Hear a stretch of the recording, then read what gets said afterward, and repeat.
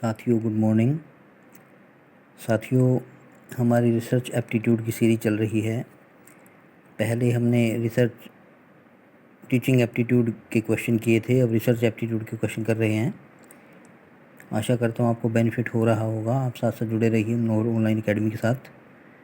117 तक 117 तक हम क्वेश्चन ऑलरेडी हम कल कर चुके हैं, कल तक वीडियो में विदाउट एनी ब्रेक। तो आज हम क्वेश्चन नंबर 118 ले रहे हैं। देखिए, परिमाणात्मक शोध में निम्नलिखित में से किन कारकों पर अनिवार्यतः विचार किया जाना चाहिए। परिमाणात्मक शोध में निम्नांकित में से किन कारकों पर अनिवार्यतः विचार किया जाना चाहिए। माप, कारणता, प्रतिकृति, सांख्यिकीय विश्लेषण का अपवर्जन, मानकीकरण को कम महत्व।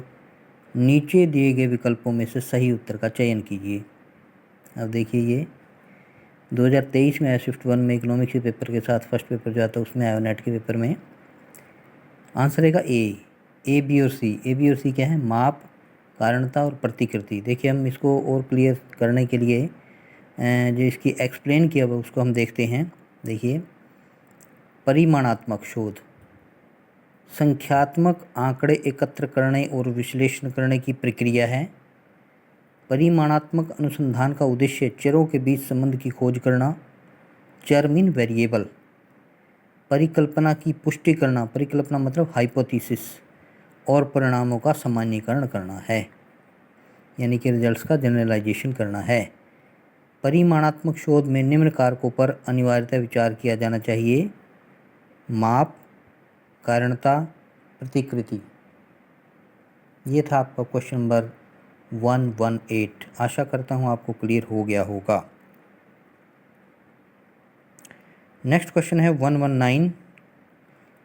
अक्षेत्र में प्रयोगों पर आधारित शोध के लाभ हैं। अक्षेत्र में प्रयोगों पर आधारित शोध के लाभ हैं।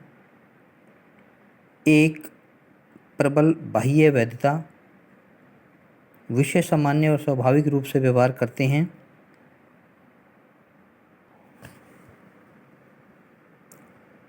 प्रयोग प्राकृतिक व्यवस्था में होता है। प्राथमिक आंकड़ों का सृजन होता है। विस्तृत संभार तंत्र की आवश्यकता नहीं होती। नीचे दिए गए विकल्पों से सही उत्तर चुनें। ए, बी, सी, डी में से। देखिए, 2022 में शिफ्ट 1 में अक्षेत्र में प्रयोगों के लाभ पर आधारित शोध के निम्नलिखित विशेषता लाभ होते हैं। विषय सामान्य एवं स्वाभाविक रूप से व्यवहार करते हैं।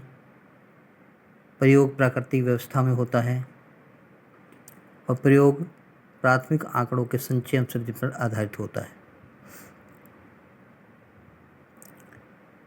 इसके बाद 120 नंबर क्वेश्चन। प्रयोगात्मक शोध के चरणों का क्रम है। प्रतिवेश या सेटिंग का चयन, चरों को क्रिया का रूप देना, सी है प्रयोग का संचालन, डी है प्रयोगात्मक अभिकल्प का चयन, ई है परिणामों का विश्लेषण और व्याख्या। नीचे दिए गए विकल्पों में से सही उत्तर का चयन कीजिए। ये 2022 में शिफ्ट 2 में आया है। ए, बी, सी, डी आंसर में से देखिए आप कौन सा है। पहले आप चेक कीजिए। इसका आंसर रहेगा सी। सी में देखिए, किसी वैज्ञानिक जिज्ञासा के समाधान के लिए उससे संबंधित क्षेत्र में और अधिक आंकड़े एकत्र करने की आवश्यकता होती है। इन आंकड़ों की प्राप्ति के लिए जो कुछ किया जाता है उसे प्रयोग कहते हैं। बहुत इंपॉर्टेंट है ये जानना आपको। दोबारा से पढ़ते हैं।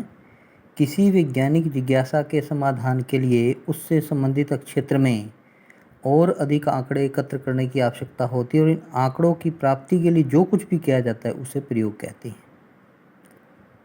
प्रयोग वैज्ञानिक विधि का प्रमुख स्तंभ है। किसी प्रयोगात्मक शोध के निम्नलिखित चरण होते हैं। सबसे पहले प्रतिवेग या सेटिंग का चयन, फिर प्रयोगात्मक अभिकल्प का चयन, चरों को क्रिया का रूप देना, प्रयोग का संचालन, परिणामों का विश्लेषण और व्याख्या।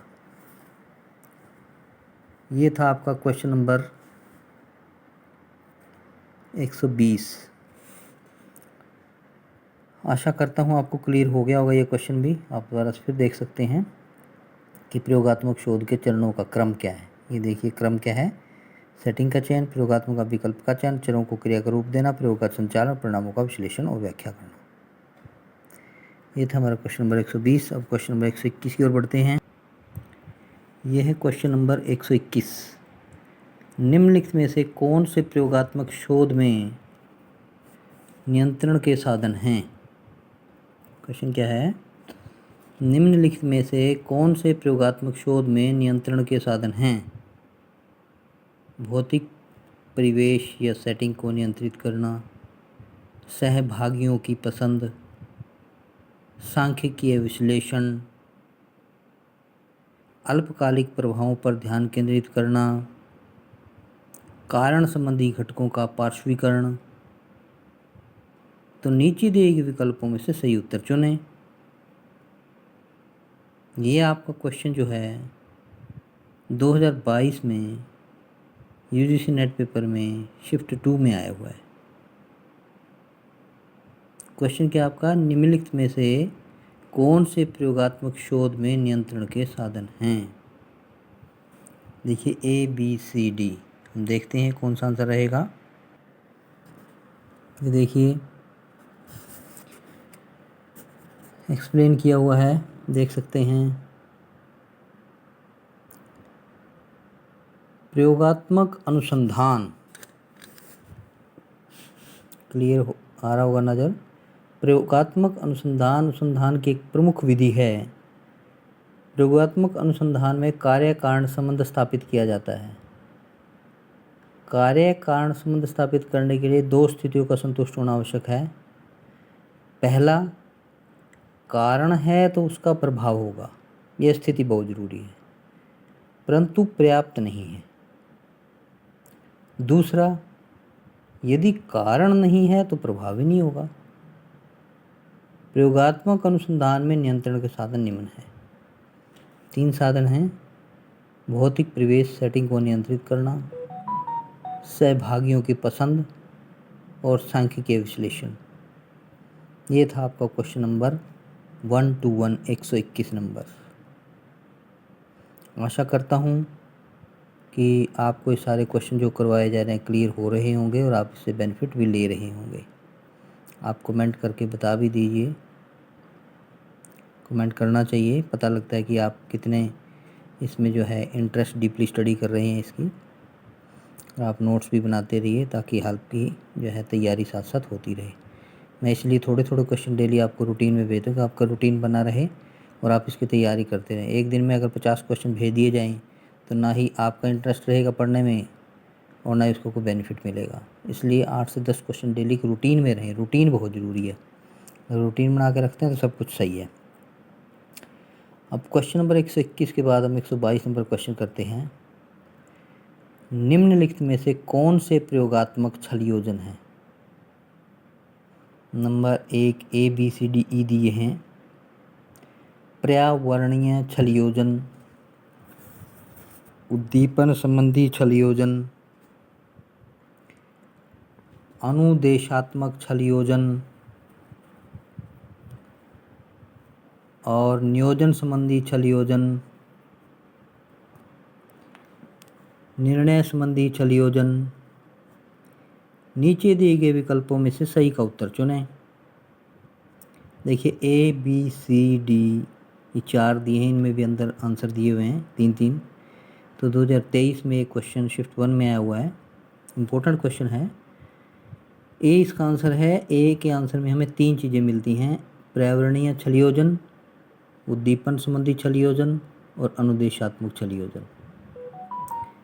प्रयोगात्मक पद्धति शोध की वह पद्धति है जो प्रयोग के आधार पर की जाती है।